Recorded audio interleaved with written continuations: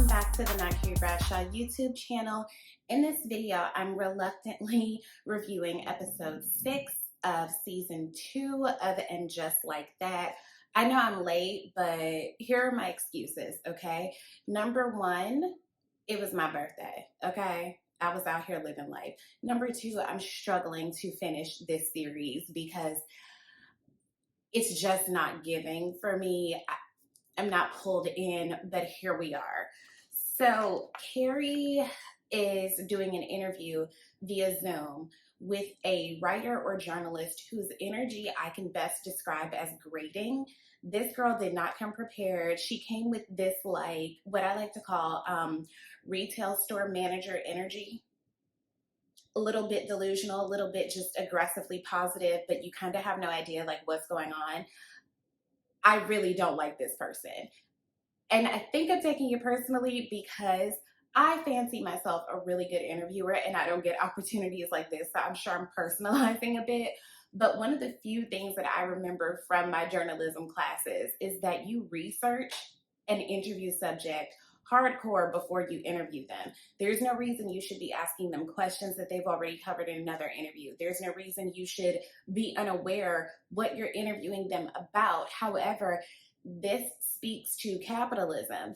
You're interviewing people, some writers are interviewing people just to get a good SEO, just to get clickbait, like, oh, what's your favorite lip gloss? And tragically, what I've realized as a content creator, as a writer, it's hard to find the audience of people who actually want to read or engage with something of substance.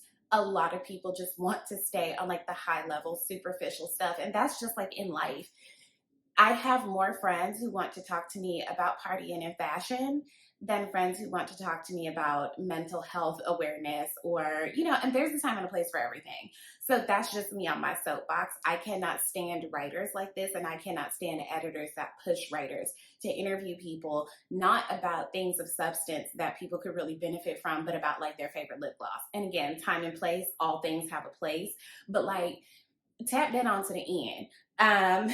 So Carrie is she has a speaking engagement for something called WidowCon. And this is to promote her book. Everything is to promote this book. The overarching theme of this episode, I feel like, was a snowstorm and capitalism. The fact that we didn't even get snow last year in New York, okay? So it was kind of a fantasy for me because I love a good snow day when I don't have to be in it.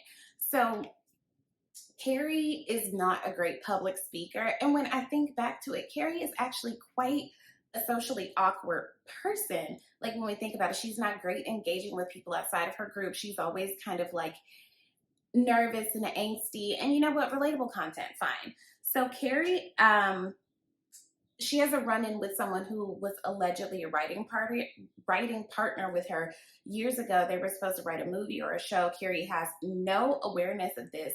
And again, Carrie just seems to be a person who is very much in her own world, and always has been. Now that I think back, this series is actually making me want to go back and rewatch the OG series because it's just like, what kind of person is Carrie? So Carrie asked Shay to accompany her to WidowCon, and Shay agrees. Now I realized that Shay was Carrie's friend before they were Miranda's partner, but I find it interesting that Shay can drop everything to show up for Carrie, but doesn't really do very much in service of Miranda, and we'll get there.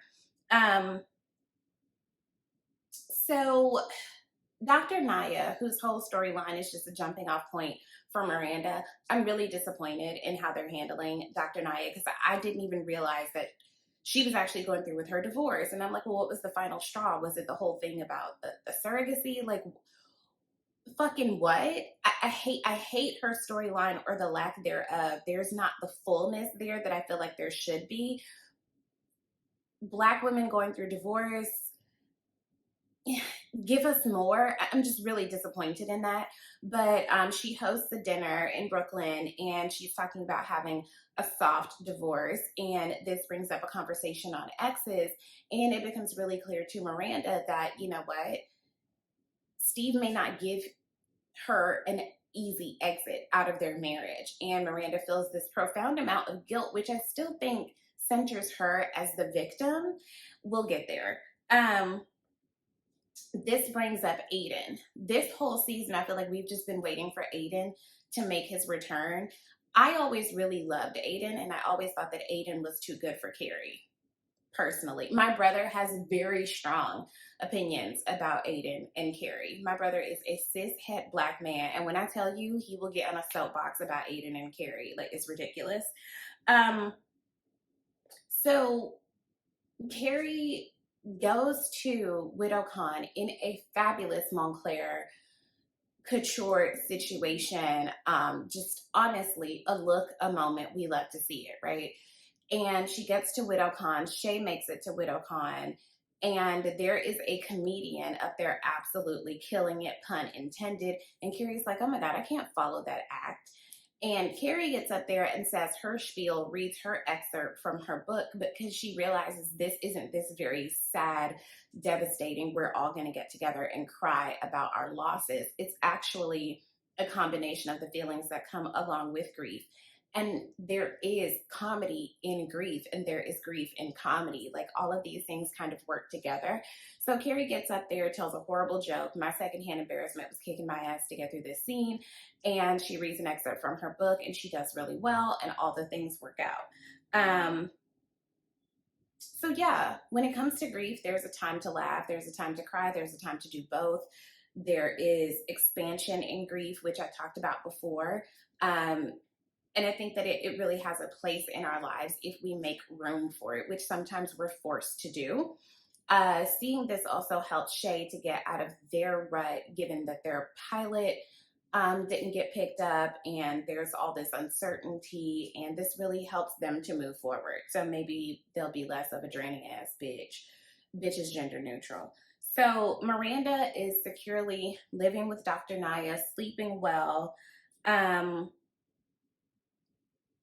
So yeah, Shay is understandably in a vulnerable place. There's economic insecurity, especially like not only as a comedian, but just as a creator. Things may or may not get picked up. We're seeing in real life what's happening with actors and writers and all of the things. And they're in a very vulnerable place. And the constant up and downs that I feel like Shay puts Miranda through feels abusive, and I don't want to overuse that word, but it feels really abusive and inconsiderate and unkind. And they end up breaking up, which I'm really happy about, because that bitch needs some time. So sorry, y'all, I'm looking at my notes. I'm just curious what Shay has ever done to be in service to Miranda. Miranda's going through a divorce. Miranda has a kid. Miranda's upended her life, not necessarily for Shay, but Shay was a catalyst for all of this. And it's like, Shay don't give a shit. Shay ain't said, bitches, you okay or nothing. I'm just not here for Shay. So Miranda and Steve finally have a confrontation. And Steve goes smooth the fuck off, as he should. He's like, this is my house. I put the work into it. You're the one who should leave. And you know, you never even wanted to come to Brooklyn. You're the one who's blowing up our family. And I'm happy that Steve got this off. Now, again, Miranda wants to like run away and leave. She can't handle this confrontation. She can't handle the reality of what this situation has done, and she wants to leave.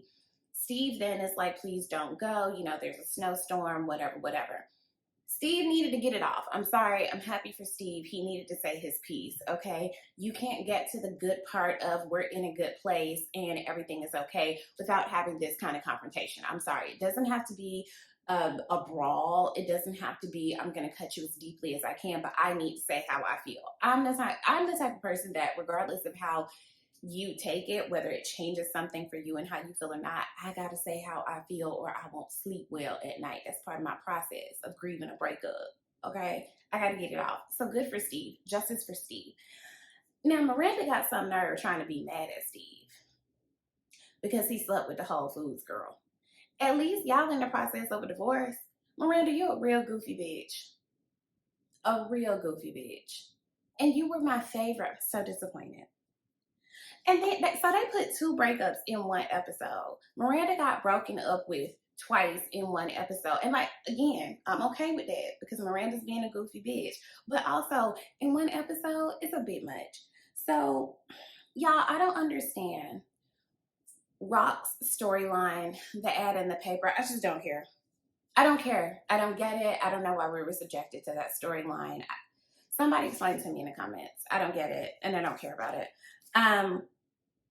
Lily is stressing me out. Lily is making me feel like I don't want kids again. I think I can handle a baby. I think I can handle a toddler. I fear that I can't handle a teenager.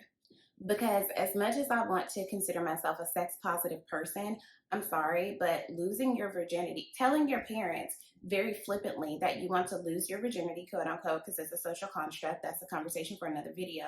But to ask your parents to facilitate it, that's a bit much. I draw the line there. I can't with that. And she's running around in the snow trying to get caught. I can't. I can't. Maybe I have more work to do, but no, just no. So Seema invites Carrie to go half on a Hamptons home. I'm all for women cohabitating when it works for them. It must be nice to have this kind of money. Would love to do it. And that's it for Seema. Okay, so Lisa Todd Wexley makes me want to be a better woman. But once again, Lisa Todd Wexley is a superhuman, strong Black woman, quote unquote, right? Like, this is the second time that she has been like, no, Herbert, I don't need you. I can do this on my own. So Herbert has a speaking engagement and she has a speaking engagement. And she's like, well, why don't you leave yours early and come support me? And he's like, well, okay, samesies. And they just looking back and forth at each other. And then she walks in the snow. Girl, let your husband help you every now and again, though, right? And so she gets to her speaking engagement. I don't know what we were supposed to glean from her putting on the wig in the bathroom with the older Black woman. It felt like it was supposed to be meaningful, but what was the meaning? I don't get it. I also think that the juxtaposition between LTW's speaking engagement versus Carrie's, she's so good at public speaking. And it's like Black women have to be extraordinary. We don't really get to be very nervous. I love that Herbert showed up for her, that he left his event early to be in service to her. It was a beautiful moment. Yeah, that's all I got for this episode. Didn't love it, didn't hate it, don't feel moved, but I am going to finish. I am going to finish because I said I would. And I am a consistent content creator is what I am. So be sure to like and subscribe and share, comment, and do all of the things. If you like what you saw here, even if you don't, join my Patreon because I need money, because capitalism is kicking my ass. All right, I'll see you guys soon for episode 7. Bye.